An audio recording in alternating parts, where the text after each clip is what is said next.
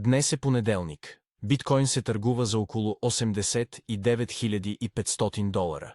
Големите в крипто и финтех се обединяват. Искат ясни правила на национално ниво в САЩ за пазарите за прогнози. Целта е достъпът да остане отворен и да няма местни блокажи. А Ево, познато преди като Рибън, е под огън. След стар пробив те предлагат частично възстановяване.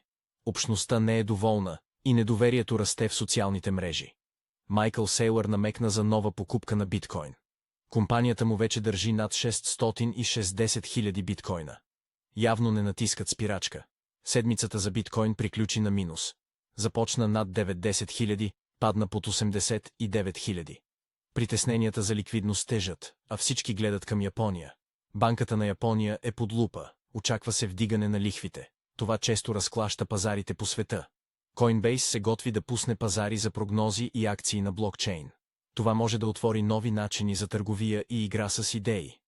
5 криптокомпании получиха предварителни одобрения да станат национални тръст банки в САЩ. Още една крачка към това дигиталните активи да влязат в традиционното банкиране. В Западен Тексас тръгна нов копачески център с почти 20 мегавата мощност.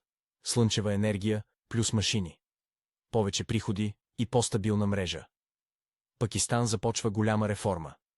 Дава първи зелени светлини на борси и обсъжда представяне на държавни активи в дигитална форма на блокчейн за до 2 милиарда долара.